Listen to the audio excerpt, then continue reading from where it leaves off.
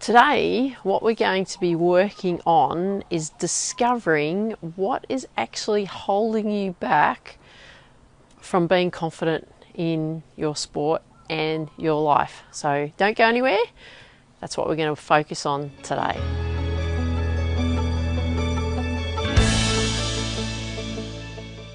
Hey there, Tiff here from Ambition Habits. Welcome to today's episode.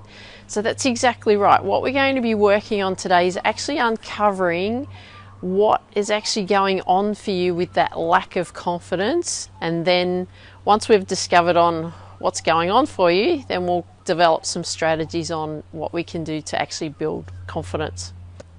So what actually is a lack of confidence? Well, what I really believe a lack of confidence is really a lack of belief in yourself, in whatever it is that you're doing. So you might not be confident in general day life. So that really means is that you really lack any belief in yourself. In everyday life, you may think that you're not good enough at anything. You may feel like a failure in things. You may feel like you're not as good as someone else, and you have that comparison thing where you're comparing yourself to other people. That can actually filter through everything that you do. So I find that in life, if you tend to have a lack of confidence, is really a lack of belief in you, which then filters into other things, like you have a lack of belief whether you're able to perform in sport, you have a lack of belief of whether you're able to perform well in your work, you have a lack of belief in whether you can do general things like, training at the gym, exercising, working in the garden. I'm not good enough at anything. Those kinds of things, of that lack of belief is really what it is what then affects your self-confidence. Because when you have a lack of belief in yourself, that means you don't trust yourself. That means that you don't feel that you're good enough at anything. That means that you're not living up to what you think your expectations should be of yourself. That means that you're not as good as what someone else is. That means that you're not good in any other skills that you perform. So really, if we really look at like a lack of confidence, it's really that lack of belief in yourself. And that can really stem from things that has actually happened in your life growing up, believe it or not. So I went and participated in a course a number of years ago because I wanted to discover what was holding me back in my sport as I was getting older. Because when I was playing tennis as a junior and early adult and so on, I had a lack of belief in me. I didn't trust myself. I didn't think I was good enough. I had fear of failure. So there was a lot of fears that I'd never be good enough. And so that filtered out into everything else that I did in life. So later on, when I discovered that it was like what was going on in here that held me back, I went and participated in a course. And this course that we were participating in, it was about stripping back the layers. Because what actually happens is over time, and life does that to us, and experiences does that to us, we build up layers. So what we're actually doing is stripping back the layers. And really what I discovered was that my lack of belief came from like fear of failure, fear of not being good enough, and also having this bar. I used to blame my mother. I love my mother to bits, but I used to blame my mother growing up that I could never reach this level, like this bar. I always felt like she had this bar set for me and that I could never reach this bar. And it wasn't her at all, it was me. It was me having this bar, feeling like that I could never reach this bar, this level of success and so on, what I saw that I should have been able to, and I could never get there. So the thing with regards to what we're going to be focusing on today is then discovering what is that's actually holding us back from moving forward. Because if you're aware of it or not, it's actually, a lot of it is to do with what's happened to you over time. your beliefs as you were growing up. Things happened to you as a child, and then you went, oh yeah, I'm not good enough. Oh yeah, I'll never make it. Yeah, see, such and such is better than me. Or there could be comments, you've heard from other people, friends, could have been adults and so on. Oh yeah, they're right. Yeah, I'm never going to amount to anything. And then over time, there's been experiences as you've gone into teenagehood when you're quite vulnerable. Things were said to you, and because you're feeling a bit vulnerable anyway, certain comments that are made just reinforces what your thinking is, that in that sense that you're not good enough, or you're fearing of making a mistake and having that fear of failure. And then that filters in again through to early adulthood, and that process happens again. Someone says something, you're vulnerable in that mode anyway, in that mindset, and that just reaffirms to you, yeah, I'm not good enough. Now, the thing is like it's all about perception anyway, but over time, whether you've realised it or not, your perceptions have been, that I'm not good enough, or I have this fear of failure, or I'm never going to reach this level of expectation that I have on myself or someone else puts on me, or whatever that thing is. So those are the things that you can find that actually have been the things that have been holding you back. So the thing that I've discovered was two things for me. One was that fear of failure. I was terrified of failing, terrified of never being good enough. And that was actually the second thing, was terrified of never being good enough. And so when I didn't perform in my sport, like when I was playing tennis, if I didn't win a match, that reaffirmed to me, oh yeah, you're never going to be good enough, right?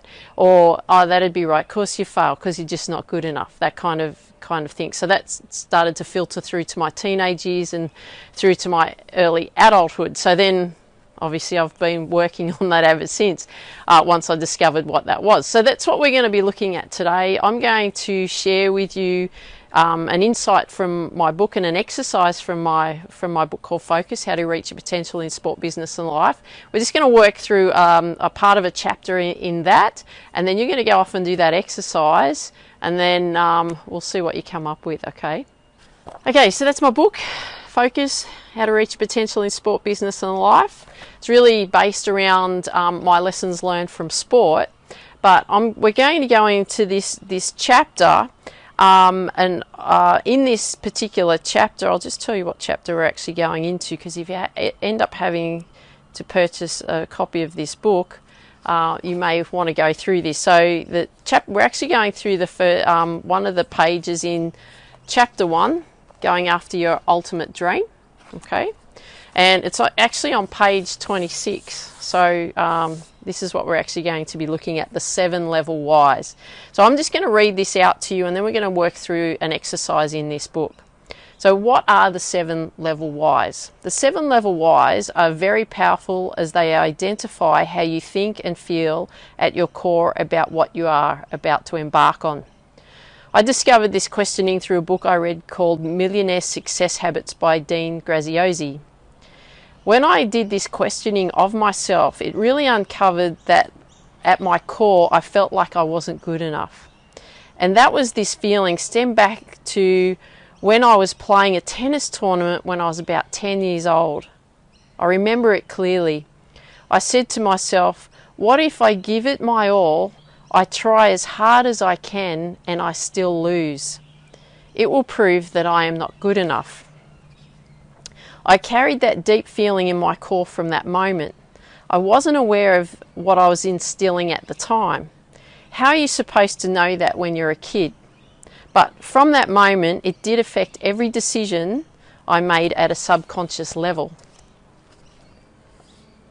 When I did lose tennis matches, I could justify losing by saying that I didn't try. That's why I lost. But really, what was happening deep within was that I was terrified of losing. If I lost, that meant I was a failure. If I was a failure, then I wasn't good enough. And little did I know it at the time, I was planting a seed that will hold me back from everything I wanted in my life. In hindsight, I actually achieved quite a lot. I represented the school in every sports team I ever tried out for. I had the opportunity to play professional tennis. I got a university degree, established 3 successful businesses, became a qualified tennis, sport and golf coach, plus played golf off scratch. I achieved all of that with a deep-seated belief that I wasn't good enough. Imagine what I could have accomplished had I believed I was good enough. Okay, so that's what we're looking at with the 7 level whys. So what we're going to be doing now is we're going to look at your 7 level whys, and I'm going to talk you through that. So we're going to go through 3 questions. So it's time to get out the journal and work through this exercise. So if you have a notebook, grab it out. We're going to write down these questions. I'm going to ask you these, and then we're going to go through a process. Okay. So number 1, ask yourself, why do I want to achieve this ultimate dream? Write down your answer. So we want to be looking at is what is that ambition that you have that you'd like to accomplish. So what sport are you actually participating in? What level are you at? Are you beginning? Are you wanting to go to a particular level in that sport? Doesn't matter how old you are, okay? I'm 54. So I've got still these big aspirations I'm planning on going to the Commonwealth Games. I'm going to win a gold medal, you'll see. But I don't want you to be limited by your age, okay? So it doesn't matter if you're 20, 50, 70, 80, more, you still have dreams, okay? You still have those dreams that you want to accomplish. So we want to look at is why do I want to achieve this ultimate dream, okay? What is the ambition for that? Number 2, write your answer. Number 2, with your answer, you will find reasons why you want to achieve this dream. So with those reasons, ask the question why. Okay, so that's the second part of this exercise. Number 3 is each time you explain the reasons why, ask the question again, why? Do this until you have the question why 7 times. Okay, so we're going to work through this process. So we want to ask why we want to accomplish this ultimate dream, what the ambition is around that. With that answer, you want to ask yourself, why do I want to accomplish this? And then what you'll start doing is you'll start asking yourself questions, why do I want to achieve this, and so on as we go through the deeper levels. So I'm going to give you an example here. So why do I want to achieve this ultimate dream? So this is a dream that I had a while ago. My ultimate dream is to have an academy that is designed to help young girls, teenage girls and women achieve their goals and dreams. It will help them to work on their mindset and show them that nothing can hold them back. It will be designed to show them the steps and the systems that they need in place to go after their ultimate goal in life. So then we ask the question, why? Why do we want to accomplish this? I want to do this because I know what it is like to not know how to get that dream that I so badly wanted. So over the years I've learned systems and structures, plus I have the experience of life to teach others how to get there. It is important to me to guide my nieces through their lives too, so that they can grow up to be confident women. Why do I want this to happen? Because I wish I'd had someone to show me the way when I was a teenager, to show me how to set goals, how to reverse engineer them, how to structure my days, to set myself up for success, what type of questions to ask myself, how to control my emotions, and what to do when I hit a wall, a barrier. Why? Why do I want to do that? Because I felt lost and frustrated as a teenager and as an adult. I didn't achieve my ultimate dream and just fell into things along the way. I felt as that I was always trying to reinvent myself into something because I had always let myself down. Why? Why do I want to do that? I had let myself down because I didn't achieve my dream of becoming the #1 tennis player in the world. Why? Why did I let myself down?